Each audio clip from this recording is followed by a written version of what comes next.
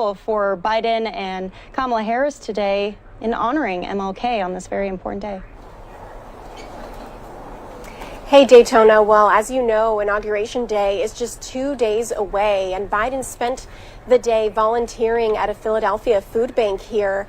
And we learned over the weekend, incoming White House Chief of Staff Ron Klain actually released a memo to staffers about some things that he's going to be doing his first few days in office. And that's really what's catching attention today. He won't wait for bipartisan support to begin rolling back President Trump's policies. We learned that on day one, he'll sign roughly a dozen executive orders. That starts with extending the pause on student loan payments, rejoining the Paris Climate Accord, mandating mask use on federal property for 100 days, ending the travel ban on majority Muslim countries. We also know that he told Congress to expect a sweeping immigration bill his first day in office.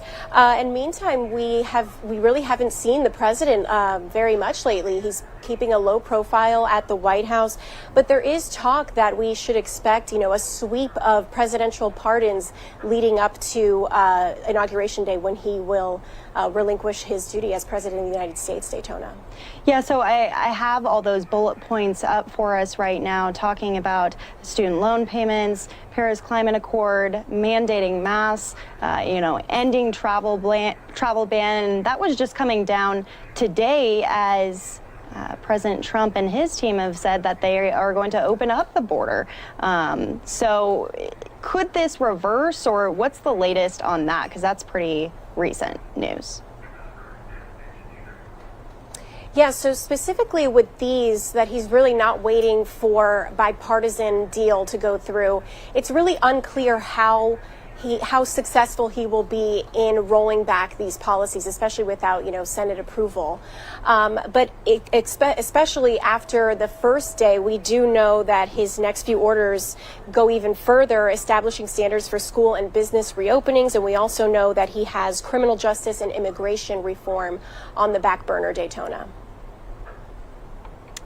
And coming into these next few days, obviously inauguration is on Wednesday. What's Biden's schedule going to look like moving forward? So we know that the Bidens will travel from Wilmington, here in Wilmington, to Washington, D.C. tomorrow. Their first stop will be with Vice President-elect Kamala Harris and her husband, Doug Emhoff, at the Lincoln Memorial. They're going to be holding this vigil, this candlelight vigil for the victims, the people who have died of COVID-19. The next day, Inauguration Day, we expect him to follow the tradition of, as close as he can follow to tradition given this pandemic, of a typical Inauguration Day for an incoming president. We expect his speech to center around unity, mirroring kind of what he said at the DNC, his election acceptance speech. Really, since the beginning of his campaign, he has had the same unifying message. We did learn some more details about his inauguration today. We learned that Garth Brooks would be the soul singer singing at the actual inauguration, and then we're hearing that Demi Lovato and all these other singers are going to be singing after. And we know that we've seen all the video. More than 21,500 National Guard men and women are there protecting the nation's capital, getting ready for any sort of threats that could come. And so, they're sticking with tradition as much as possible. It's going to be a mostly virtual convention, socially distanced, masked people that are going to be on stage with the Bidens and Kamala Harris as they take the oath of office. Daytona.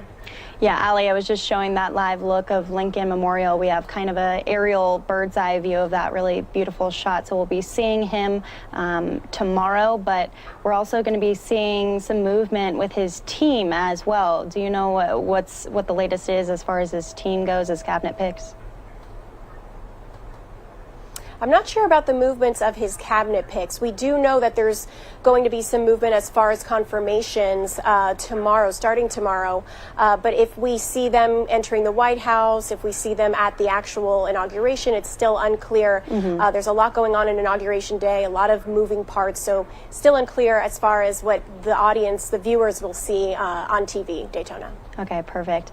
We appreciate you out there in Wilmington, Delaware, Ali Rafa. We're so close to Inauguration Day, and we'll have full coverage here on NewsNOW from Fox. Thanks for being with us. Thank you.